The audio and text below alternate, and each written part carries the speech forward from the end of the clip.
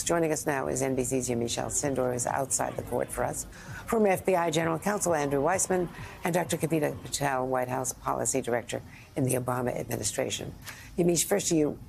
What are the questions being considered inside the court and the outside crowds saying in this first test of an abortion, certainly abortion-related procedure since Dobbs? That's right, Andrea. Well, this is really the most consequential abortion case to come before the Supreme Court since this court overturned Roe v. Wade back in 2022. Now, we've been outside here all day, and there's a large crowd, mostly, I would say, of people who are pro-abortion rights, a large crowd of people saying, my body, my choice, really echoing a lot of the language that you're hearing from the FDA, which is that this pill is safe, that it needs to continue to be accessible to women via telehealth and in the mail. But we also have been talking to people who are against this abortion pill being accessible. And let's take a listen to some of those anti-abortion protesters. I think that abortion is not healthcare. I think that it's murder. I think that there are thousands of children dying every year, and the majority of it is from pill abortions. I would love to see pills go. I'm here to just show that there are women, there are black women, there are black and indigenous women, there are queer people, there are all types of people who are against abortion. I'm progressive. I'm a Democrat. I'm not a Republican, and I am against abortion.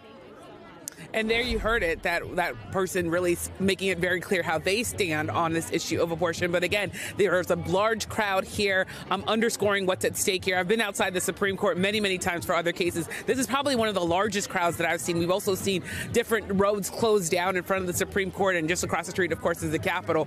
These streets are usually open, but today you're seeing them filled with people. And I want to underscore the fact that during these oral arguments, we really heard the U.S. Solicitor General talk about what she said would be profound harm to women if the FDA were to lose this case. She said it might not only impact, of course, women who are dealing and wanting to deal with mifepristone and take it, but also the myriad of other drugs that the FDA approves. So she was really making the case that the FDA needed to have and continue to have sole authority over regulating drugs, and that it should not be left to the justices. I also want to say really quickly that you heard the skepticism from the justices. I was really listening for Amy Coney Barrett, who we know is one of the most conservative justices there. She was asking very specific questions about the actual harm, pushing the anti-abortion lawyers groups to really talk about specific issues there, talking about whether or not there would be ultrasounds that would be needed, making the case that in fact, and bringing up the case, that there would be no changes when it comes to sort of the medical procedures needed to get this abortion pill if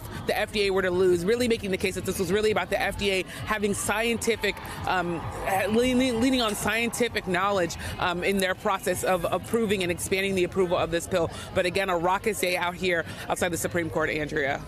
Indeed. Anytime that issue is before the court, it's going to be exactly that way. And thank you, Yamiche.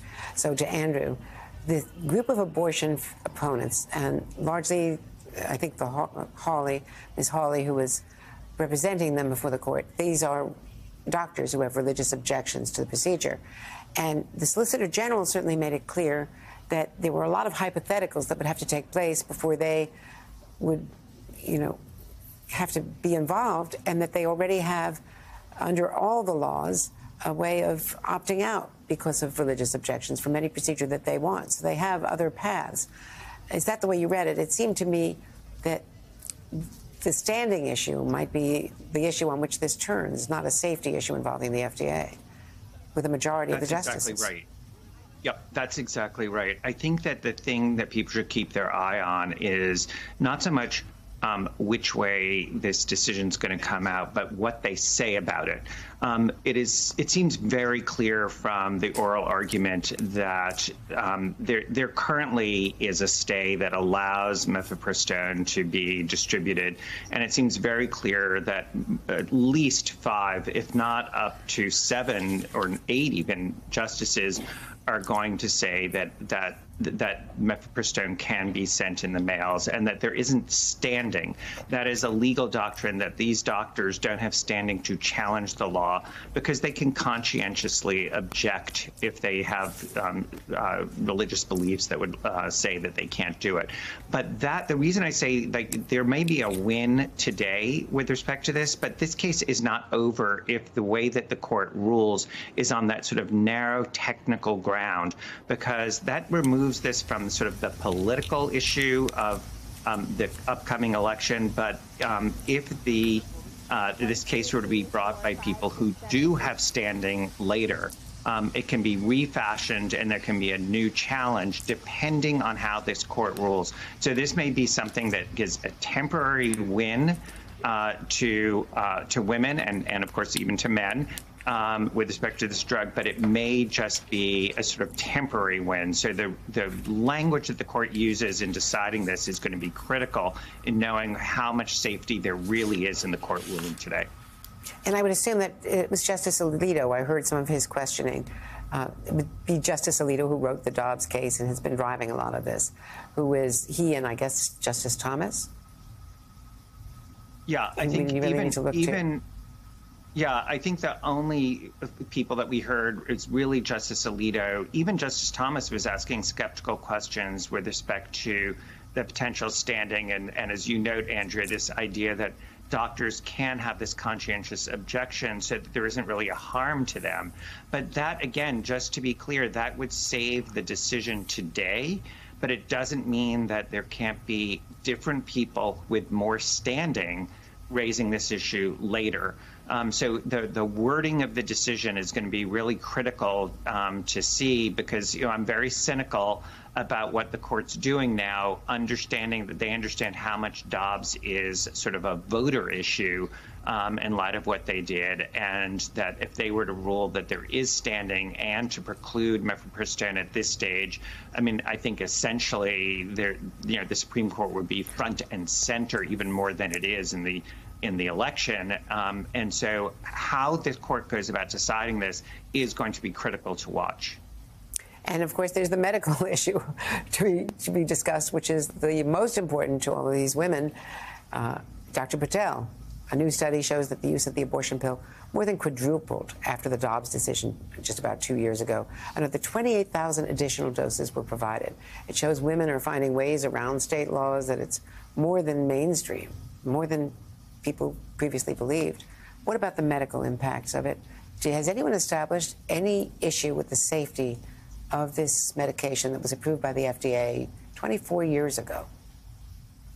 Yeah, Andrea, and I think it was true, as Andrew pointed out, that there was very little kind of commentary about the FDA neglecting their duty in establishing the safety standards, which, as you rightly stated, 24 years in standing. And by the way, there's so many safety parameters still in place. That came up in the questioning. It is not as if the FDA removed any of their safety monitoring standards that I am held to if I prescribe this.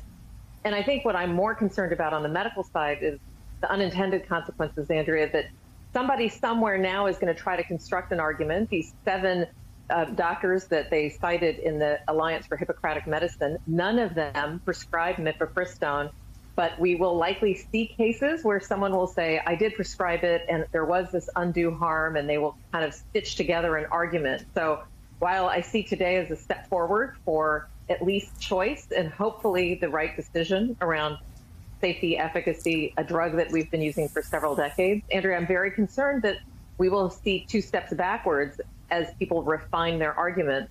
And ultimately, look, it's ironic, Andrea, we're talking about a very real emergency with this bridge collapsing, people's lives at stake, the untold kind of destruction to households and to mental health. And we're sitting here having a group of judges and lawyers, no offense to the lawyers on this panel, who are trying to tell us how to practice medicine. And there's just something wrong about that in 2024, and this case brings it to a head. Hey everyone, MSNBC has a new and improved app. You'll get real-time alerts and analysis, live blogs, in-depth essays, video highlights, and the best 2024 election coverage. Download the new MSNBC app. Here's how to do it. You tap on the App Store on your phone. You hit search on the bottom right corner. You type in MSNBC. You click on the MSNBC app. You click on Get or the cloud icon and enjoy it.